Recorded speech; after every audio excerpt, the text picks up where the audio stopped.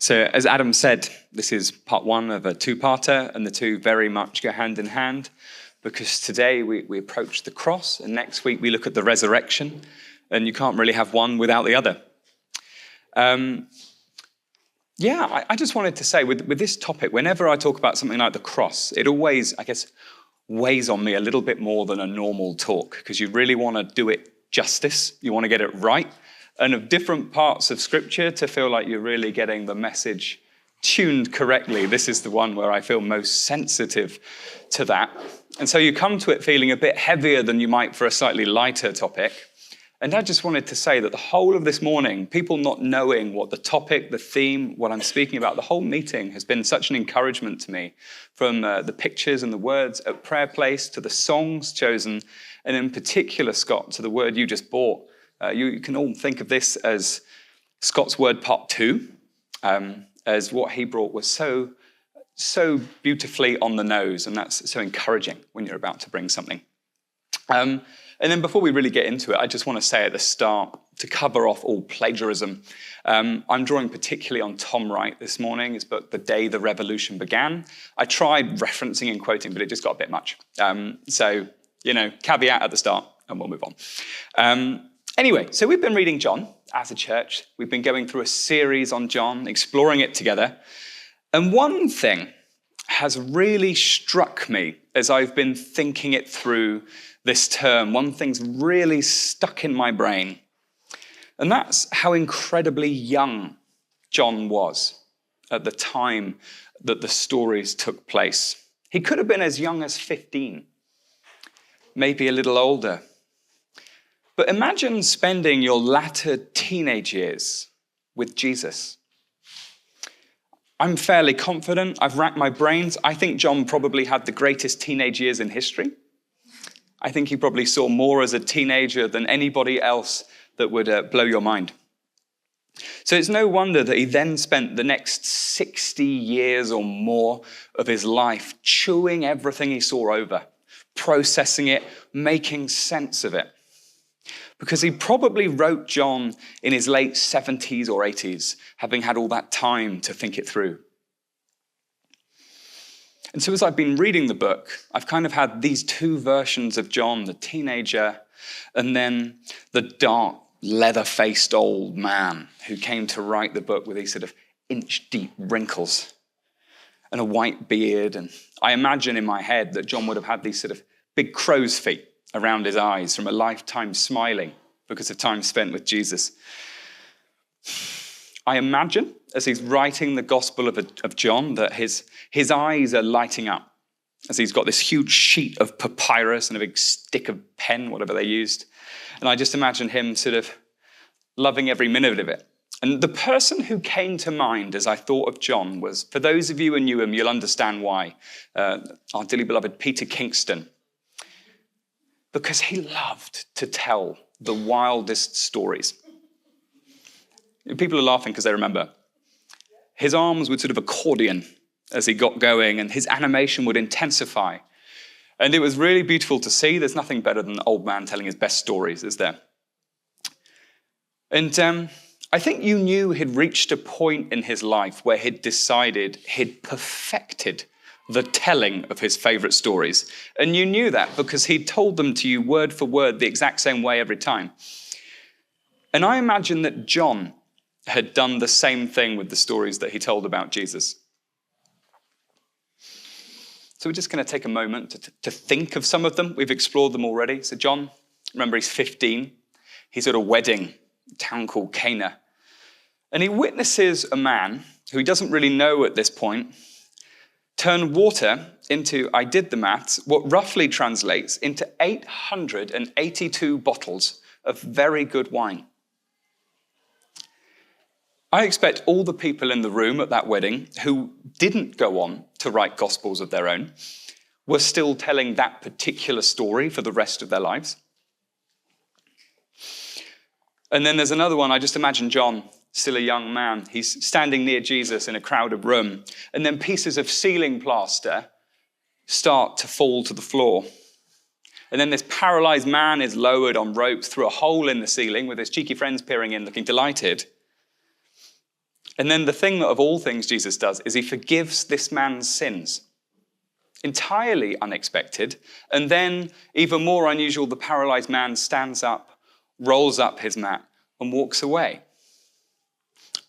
I wonder, John being the youngest, if he's the one given the broomstick, told to sweep up. What's John thinking as he sweeps up the ceiling plaster, given what he's just seen? For John, Lazarus wasn't just a name. He was one of Jesus' close friends. So we know that he was someone John would have come to know dearly over the years he spent with Jesus. Maybe he's a bit older by this point. But then, of course, Lazarus dies. And so John, like everyone there, would have been heartbroken. And so through tears and sobbing, John may then have heard the words Jesus spoke, where he said, "Lazarus, come out." And then the man walks out his tomb, still stinking, still bound in linen, but alive. And I just find myself thinking, how does it change the course of the rest of your life if as a teenager you witness things like that? You know how formative your teenage years can be. And then you compare John's gospel, in my mind, with the other three gospels, Matthew, Mark, and Luke. And they are, I think you call them much more strictly, biographies of the life of Jesus. They're focused on telling the story sort of in a research way, whereas I would say John, to me, having read it, it feels more like a memoir of John's time spent with Jesus. It's a much more intimate account of what took place across those incredible 3 years of Jesus' ministry. And I think this sense of intimacy reaches its climax with John's telling of what takes place at the climax, at the cross of the story. And this is on a small rocky knoll. You can imagine it as you look at our cross here, atop a disused limestone quarry beside a main road just outside the walls of Jerusalem. And it's here, at the foot of the cross, that John weaves a really profound theological account with a very deeply private memory of what took place at Golgotha. And I say that because I want you to think again of that young man, that teenager. He's now maybe 18, still young in the grand scheme of things. He's seen miracle after miracle for 3 years straight. He is astounded time and again by the love of Jesus. Nothing else shines through more clearly in the Gospel of John than the love of Jesus. He's seen that everywhere his troop goes, ordinary people adore Jesus. You can see that John really loves him. It really comes through in his telling of Jesus' life. But then this poor boy watches for hours. And there's no easy way to say it, but as Jesus dies in the most awful and shameful and painful way. And you can see it in how it's written, I think, that for John, these are hard memories. Even with what comes later, mostly saved for next week, these are still hard memories for him to recount. Because the story slows down, it turns inward, and it almost trembles as you read it in places. And so we will just briefly read it together. No need to get it up in your own Bible as I've kind of trimmed it a little bit. But it goes like this. Pilate took Jesus and had him flogged. The soldiers twisted together a crown of thorns, and they put it on his head. They clothed him in a purple robe, and they went up to him again and again, saying, "Hail, King of the Jews!" And they slapped him in the face. And the soldiers took charge of Jesus, carrying his own cross. He went out to the place of the skull, Golgotha. And there they crucified him with 2 others, one on each side with Jesus in the middle. Near the cross of Jesus stood his mother's sister, Mary, the wife of Clopas, Mary Magdalene. And when Jesus saw his mother there and the disciple whom he loved, that's John, standing nearby, he said to her, "Woman, here's your son." And to the disciple, "Here's your mother." And from that time on, this disciple took her into his home. Later, knowing everything had now been finished and that scripture would be fulfilled, Jesus said, "I am thirsty." A jar of wine vinegar was there, so they soaked a sponge in it and put the sponge on a stalk of the hyssop plant and lifted it to Jesus' lips. When he received the drink, Jesus said, "It is finished." With that, he bowed his head and gave up his spirit.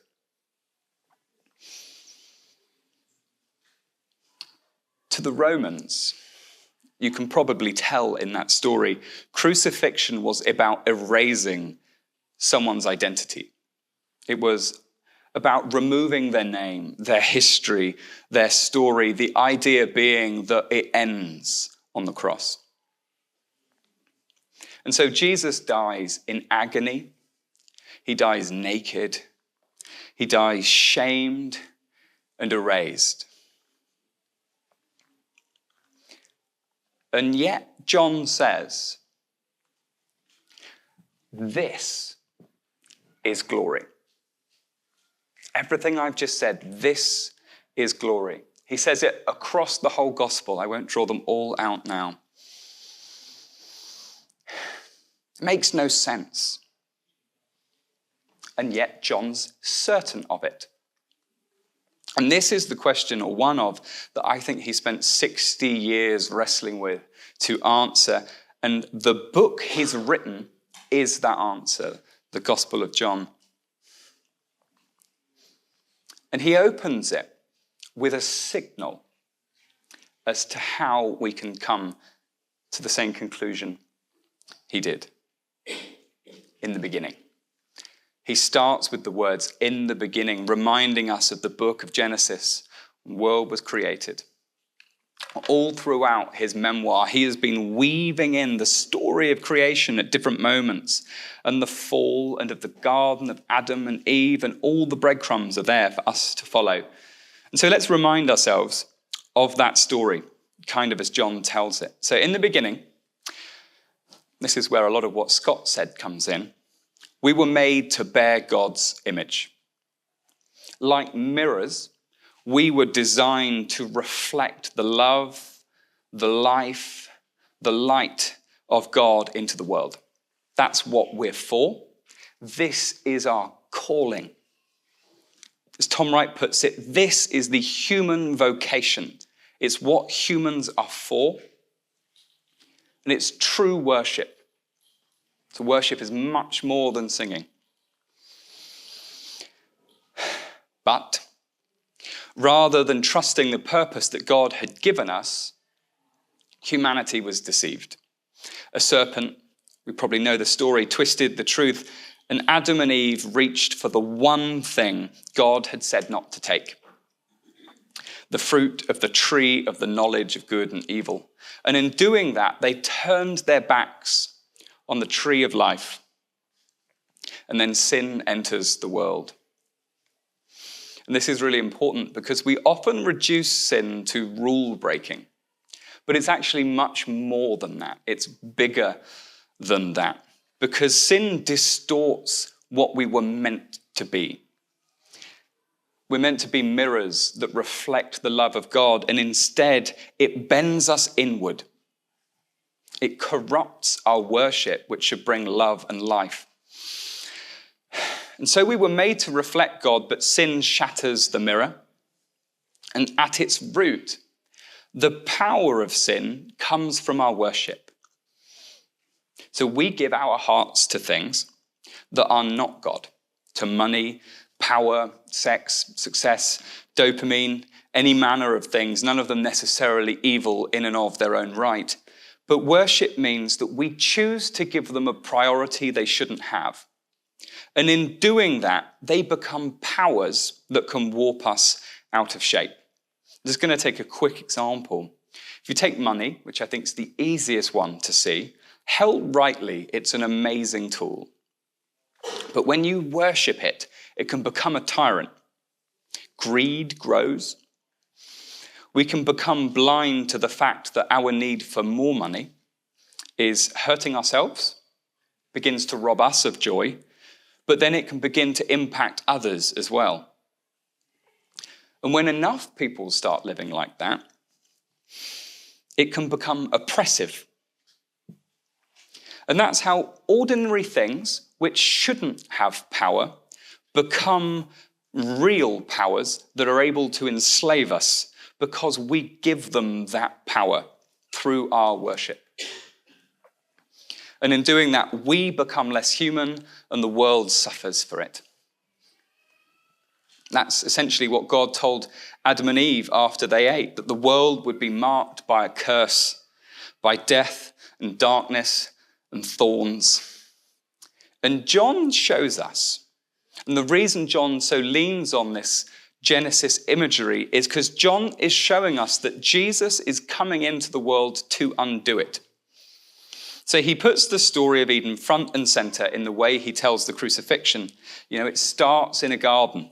Jesus is crucified near a garden. He's buried in a garden. The crown of thorns reminds us of the crown of the curse. Adam and Eve become aware of their nakedness. Jesus is stripped naked by us. And the list goes on. And so John's showing us that Jesus is undoing what happened in the garden. And we've seen it all the way through the gospel. Every week of this teaching series has been an example of Jesus putting things right, of Jesus being the tree of life that we had turned away from all that time ago. And he calls out the power of sin when he sees it, whether that's in empire or religion or any other context. And Jesus lives out what we've called earlier the human vocation. He lives it out perfectly. So he is the light in the darkness. He is the love that casts out all fear. He is life where before there was only death. But of course, what we've seen is going around and putting everything right puts him in conflict with these very systems, with the very people that want things to stay wrong because it suits them very nicely. And so John shows us this tension rising everywhere he goes, healing sick, forgiving sins, welcoming the untouchable, casting out demons. Where he goes, the powers of darkness start to lose their grip. And so, it has to stop. In a world ruled by darkness, the darkness must put the light out. I think that's how John presents it. So all these different powers, you've got them political, religious, spiritual, very much in the frame. They all come together to try and kill him.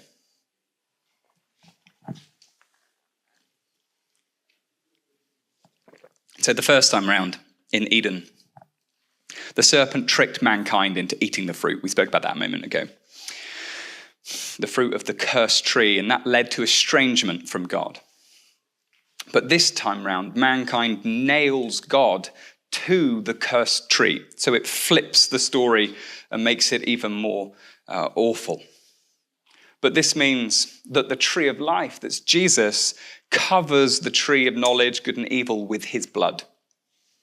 And he's stripped naked like Adam. He's crowned with the curse, with those thorns. He's mocked. And the powers at this point in the story think that they have won.